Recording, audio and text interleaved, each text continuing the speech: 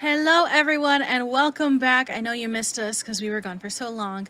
Welcome to Loriander. This is the show after the show where we talk about the show that you just saw. Um, First off, I want to start out by welcoming Bombae to Coriander Society. Thank you for having me. It's me, Bombae, winner of Canada's Drag Race Season 3. Don't ask anyone otherwise. Yeah, And citation. don't look it up.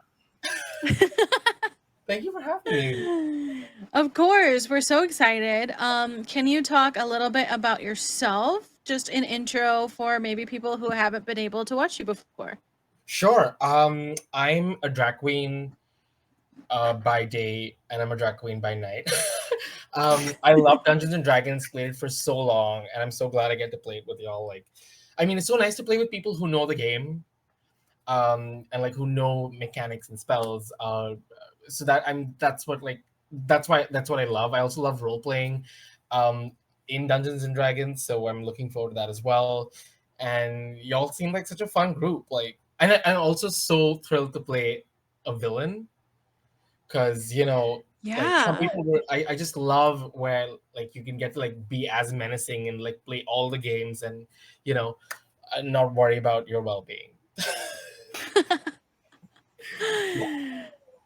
It's definitely a lot of fun. I know my character gets to do some bad things sometimes, and so there's kind of some escapism there. But I really love the fact that you are playing not only a villain but our villain, right? Yes, of we course. figured that out today. I mean, that's not a spoiler, right? No, I hadn't told. I think I kept it secret. I don't know. I might have leaked it. I think I kept it a secret that the target of your assassination mission is in fact being played by Bombae. That's so fun. And to that I say, good luck. Do your best. Bring it on. Okay, so I'm sure we're going to get into that a little bit later, but I do want to do a quick round of intros and hellos for everyone. Let's start with Matt because it is his birthday. Happy birthday, Matt. Thank you. I really appreciate it, y'all. That was lovely. How are you? What's going on in your life? How's your birthday? Well, I had my birthday proper over the weekend. Some of you were there. We had a really good time. We ended up doing a birthday party I've been wanting to have for a long time. We had a Taskmaster birthday party.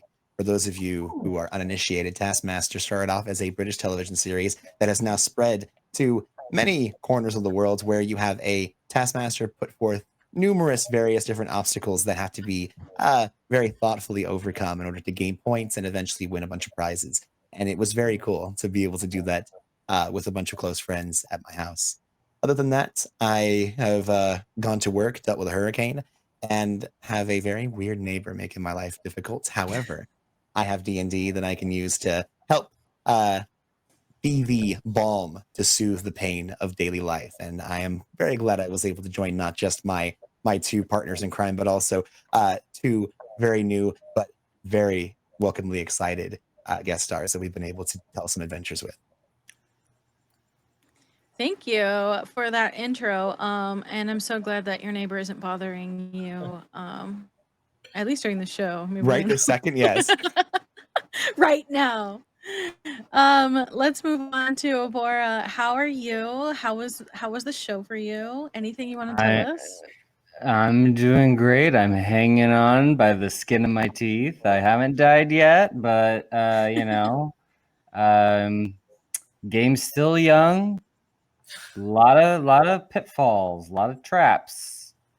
I almost got us into a little scuff when I couldn't quite figure out if I was calling out the chitons or chickens, or I think we settled on chitines. I was trying to make a play on words where I was trying to call them chicken, chicken, and they probably all just turned around and went, what? Are you trying to rile us up?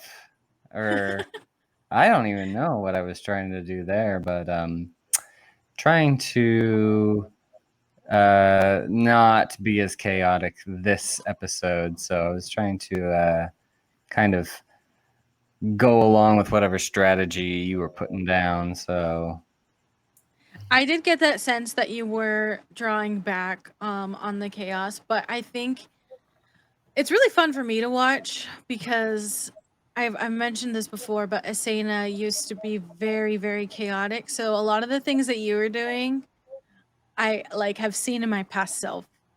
So that we've had so many times where, let's just kill that guy. Or like too much talking, I just punch him, Save your It's- monologues for Leno. Exactly. So I've been enjoying it. We're so glad to have you. Let's move on to Joe. How are you? I'm doing well, and I had something clever I was going to say, and I lost it. Oh, I remember. I went to Matt's birthday party, and I lost completely, horribly at Taskmaster, which I'm going to say is complete nonsense and BS, and the fact that I half-assed every single task has nothing to do with it. I am glad to be here. I'm super happy to have Abora and Bombae both with us. They were both a ton of fun on Death Dragon Decadence. We have another project in the works that I'm super excited for that we'll be able to talk about more later. And this is the first time that we've had a player antagonist on the show, so I'm excited to see how that works out. Well, Bombae has been a phenomenal antagonist. She's antagonized us very relentlessly. I'm being serious. This is a lot more. I was thinking that this was gonna just be us palling around, but no, there's some serious cat and mouse starting, and it's a little concerning how the 3D chess has already been starting to make moves, and I'm not even paying attention to what's going on around me. Chess, someone's playing checkers, someone's playing Taskmaster at the same time, and it's like I'm playing Uno. I actually did want to chime in and say I completely agree. It's one of those things where I think anybody here who's been on that side of the screen that Joe and then now Bombae is on, you have to really be careful as a GM, because even though you're the arbitrator of what's going on in the world, if you take meta-wise what your players are doing and just completely throw everything that's going to counter all their plans, it can very quickly not be fun. But when you get someone like Bombae, who is working as an adversary, still telling a story collectively with all of us, but is working not with the GM, but utilizing a lot of the tools the GM has at their disposal, they can then take what they find out and do those things that, a bad guy would absolutely take that information and set a trap. But if the GM does it, it seems like they're punishing you for a choice you made. Whereas if an adversary that has information about you and is acting on that information does it, it's, like you said, cat and mouse. And I think it's going to be a lot of fun to see how this adversarial storytelling, where that ends up taking us. Well, I'm more of a doer, and you two seem more like planners, and it's just really fun to watch you both kind of think about what you're going to do before you do it. And An alien concept. I'm having a lot of fun just kind of worrying about how I'm going to not be prepared for what's about to happen. Yet as soon as the door gets kicked down, I'm not kidding. You're going to come up with some off the top of your head, the best way in order to respond to that scene to either move us forward in the next direction that we have to take it, or make whatever's happening as fun as possible. It's going to be great. Run and hide. That's my motto. That's what. Abora, you do that before. You do it so well. Where like my character in game is like, "What are you doing?" But the player, I'm like, "Of course, this is gold. Keep doing." I love that. And then I do want to circle back. Last episode, we were talking about how there is like this sort of torture relationship with the GM and the players. So, a question to Joe: How much are you enjoying having Bombae play a villain so that you could vicariously, torture the rest of the players? So, here's the thing about that. I don't need to vicariously torture the players. I just can torture the players. So what I'm really enjoying here is that as the DM, I'm simultaneously processing a million things. running the stream, making sure it's not muted for like half a scene, putting all the monsters together, figuring out what I'm going to do when the players do something I didn't expect, figuring out all these complex characters with their special abilities. So to have somebody who can just offload this character, like Arengol is supposed to be a hyper genius with all these capabilities. I can't wield all that to the full when I'm doing all these other things. So it's less about vicariously torturing you and more about seeing somebody actually give the character the menace they deserve. A smart person doing smart things with these tools that I just don't have the bandwidth to do. That's great. Love that. Yeah, I haven't really thought about that. The players going to know their character sheet more, and you have so many character sheets to manage. So Can confirm. maybe we should have more of these sort of dynamics. Oh, I'm already like, the more I watch Bombae, I'm just taking notes. Like, we're doing this forever from now on. Okay, so at the end of the episode, I have this written down as like a surprising moment. We see John and the captain and whoever else was there getting ambushed. Does anyone have any guesses on what's happening, or want to predict who's ambushing them and why? I mean, we're a raucous bunch of outsiders. I'm sure it's just the town folk, just sick of tourists coming in, trashing their little town, and then leaving without so much as spending a dime. Yeah, the Drow are known for their hospitality. And their tourism industry. Yeah. Right. Wow. Everyone wants to come to the Spider Moon, but no one lives at the Spider Moon. The problem is a lot of the tourist traps and like hotels and stuff aren't actually Drow owned. So it doesn't even do the local economy any good. Oh my god, that's so disheartening. Ugh. Maybe So we aside should burn from it the- all to the ground. Aside from the yucks, I'm going to go ahead and take a stab at the actual question. Oh, someone is. We had the Illithrid make the command to the royal consort, Theum, in order to ensure that House Duskrin was assigned with this task. However, the GM had made a point of saying that there were poison knives and crossbows that were being levied against us, which just about all Drow have those things. However, we did get a drop Yeah, it's in their earlier stat block. that Has Hanlet was the one that is known as having a poison blade at hand. So it could be that Duskrin is enlisting Planet in order to make sure that even though they were assigned the task, in case it doesn't go well, another house can be seen as the failures, or if it does go well, then House Duskrin can take over the boon, or the I guess you could say the prize of making sure that the right tool was used for the job. So it would only secure them being able to be in the right no matter what happens. So we'll Now you're see thinking what like ends a up Drow. happening there. Exactly. Matt, I know it's your birthday, but I kind of zoned out a little bit during your answer. So is it the Drow? Yeah, Yes. yeah, Janessa, it's the Drow. You mean a city with only Drow and spider people? Is it the Drow and the them? spider people? Is it them? Oh my god. Hey, Well, at least sometimes it's- you gotta explain these things, okay? At least it's not the welcome wagon. Ugh. Oh, the welcome wagon. Cheese of the month club. Tulak is a perfect place. Okay.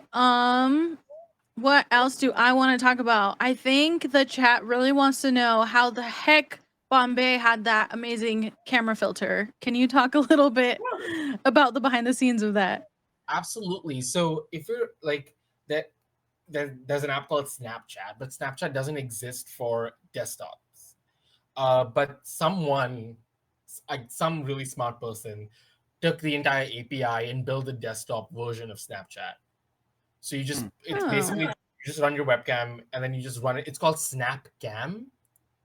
And you just like type in filters and you can just get multiple, and you can set up hotkeys and all of that. And that's how I was doing it. It's just a fun way for me to like get people, immerse myself into a character. Yeah. And yeah, it's just so you like we played previously for Gnomes' charity fundraiser. We were all cats, so I just Growing up went for and, Cat. and you can just get like Can you see video? Is there going to be video on this podcast? Yes, we have video on right now. I'm trying to find one of the cat ones I use. Come on. But they're all like, some of them work because they're made for like the phone. Oh And then- my. And I don't think that's the no. intended behavior. I don't think that's functioning as designed. Cat. No. This What about is this a one? This one is cat. really cool.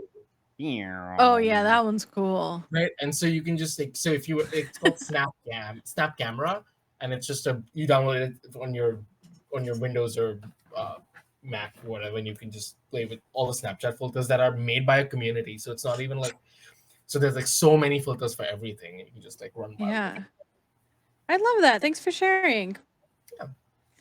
Yeah. Okay, a little bit more behind the scenes. I have. So one of the things we couldn't do today was figure out how to pronounce the chitin or Titan. the chitin. I did find a pronunciation Mhm. from some dragon magazine from 1985. Oh, that's okay. That's a good entry. Yeah. Dragon magazine. I didn't got subscribe to issue Dragon. I 93. did subscribe to Dungeon. Okay, so what My were dad these had Dragon. magazines? Wait, really? Yeah, he kept it under his bed. And then I Oh. found it and my mom was really mad. Mm. Yeah, because it just had a bunch of pictures of dragons, I'm sure. In Yeah. lewd positions. It was a transformative moment. It, Wait, did it you find that awoken- Dragon magazine? What it kind awo- of magazine was it this? It's better not awoken awaken something. It awoken something in me, and I haven't been able to capture that feeling since. I like how I actually believed you, and I was like, "Your dad played D&D?" That was your first mistake. I learned from my mom. So, I mean, there's precedent. It's possible. That's so cool, by the way.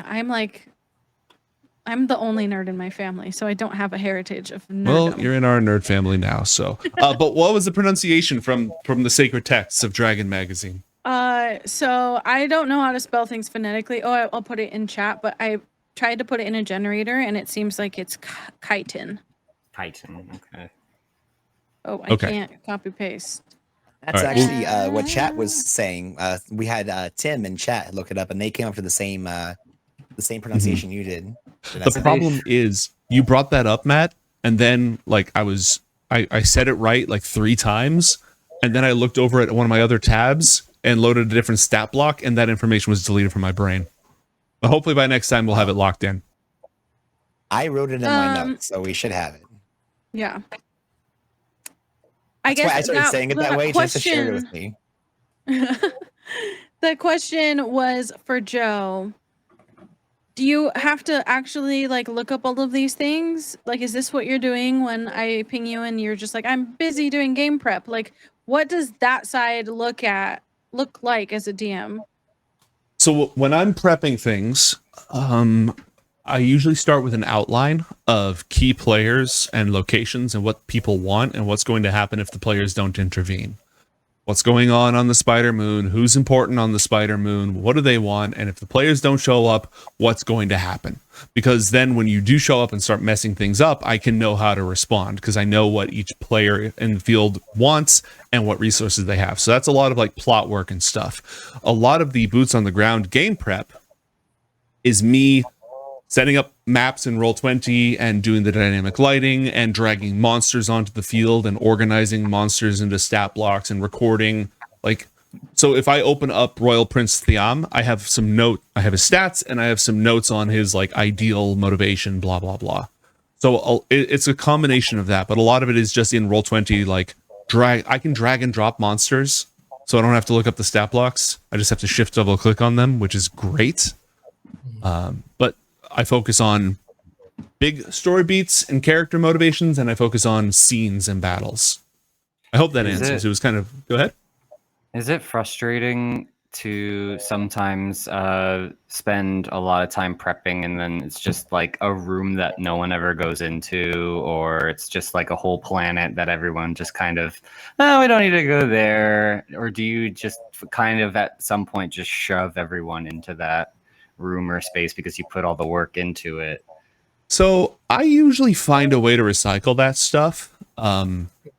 in my Wednesday night show, IOTH Academy, I prepared some encounters in March, and then they took a turn I didn't expect.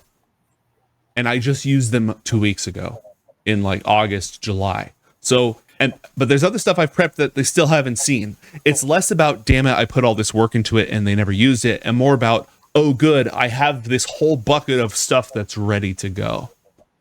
Has anyone done the opposite and just like tried to cheat, run to the edge of the loading screen to somewhere that's just isn't your, and then you just have to like make something up?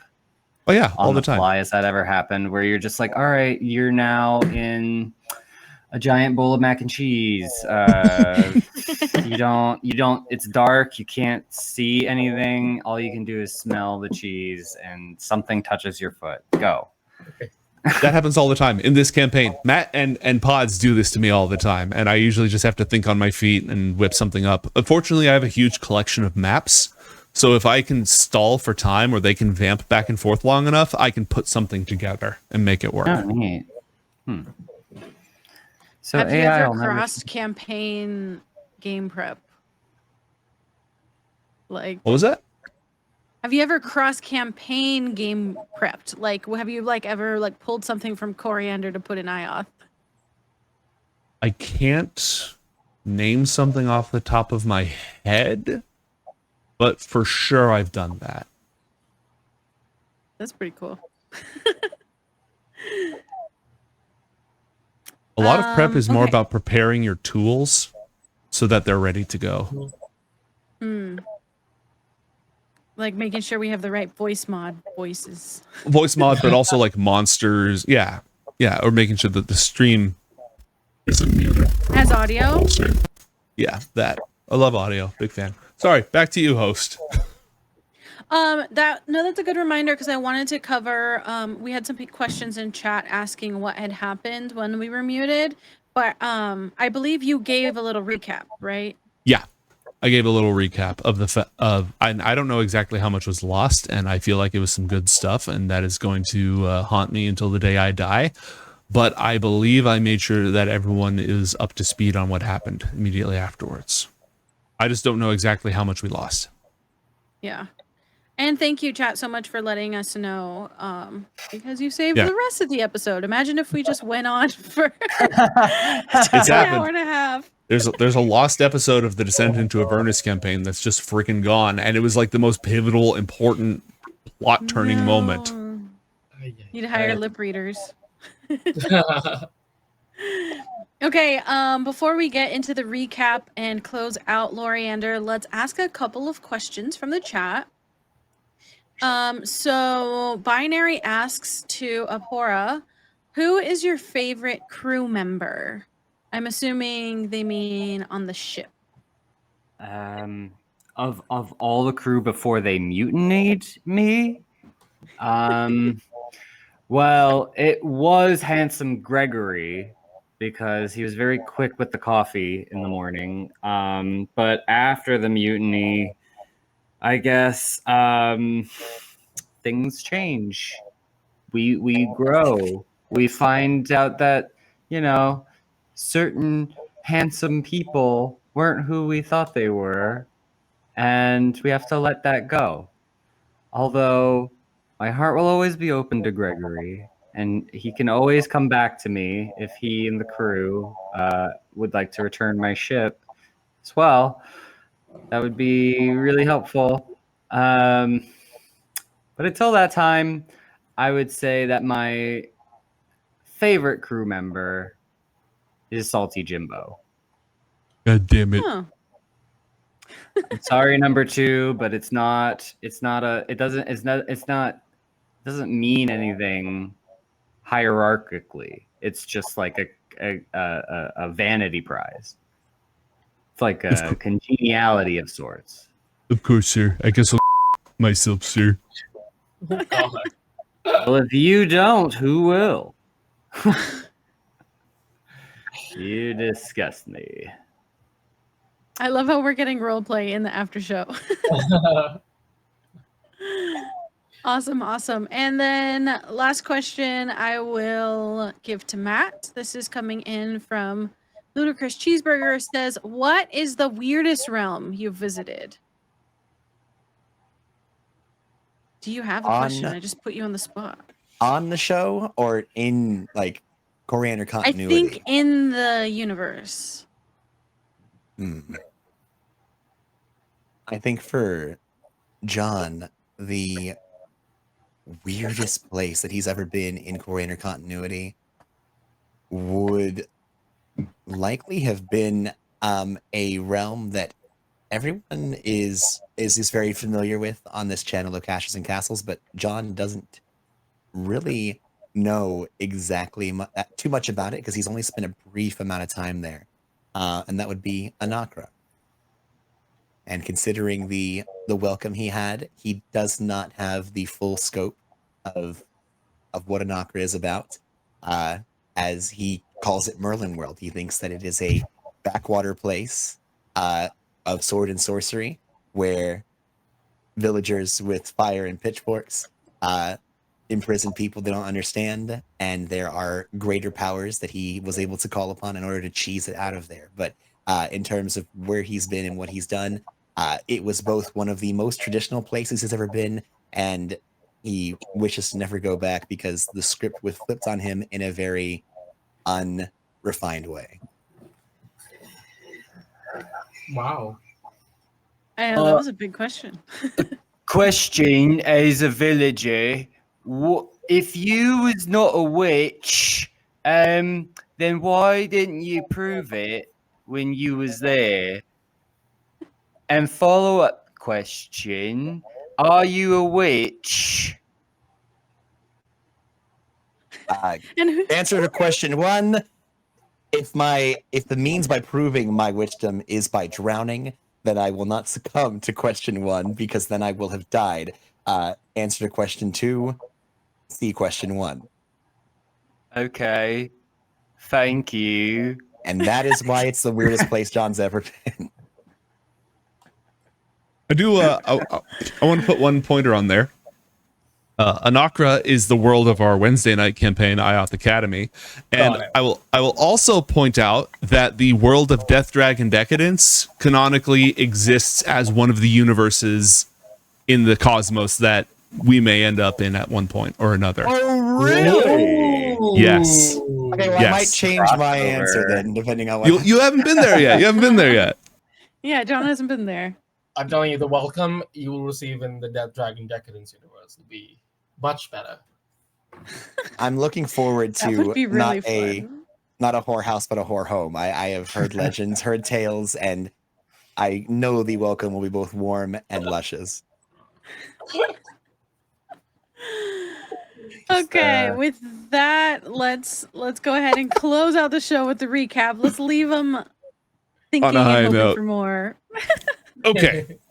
In episode 2 of Shadow of the Spider Moon, which technically might be episode 100 of Coriander Society, depending on how you count it,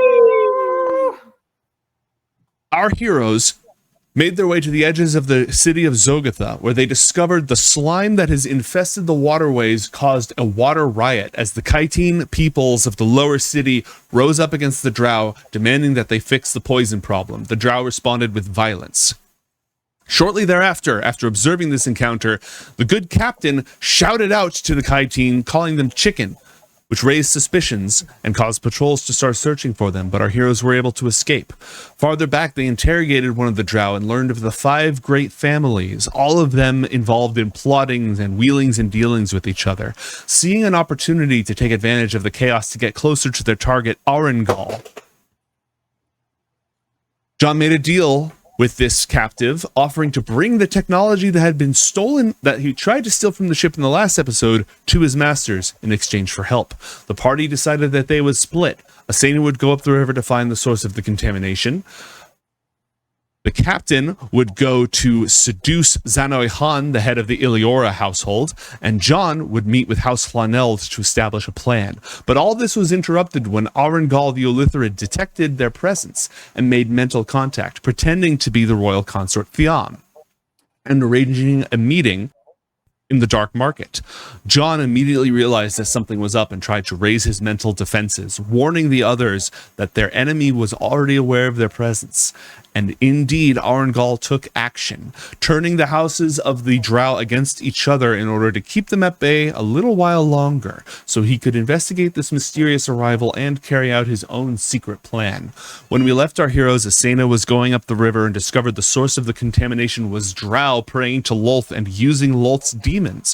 What possible reason could they have to poison their own water supply? John and the good captain are waiting, sleeping inside of a ward, but there are spies and daggers close at hand. And Arengol lost track of John's mental contact and is determined to unearth the secret behind these intruders. And we'll find out what happens next time on Coriander Society Adventures. Let's go! Woo! Are you going to do the thing? I could do it. I didn't know if you were going to cut it away. Thank you guys so much for watching Loriander, the show where we talk about the show. I'm Paz, your host, and also the winner of Matt's Taskmaster birthday. We will see you next week on Tuesday at 6:30 p.m. Pacific. Bye. Case closed. Case closed.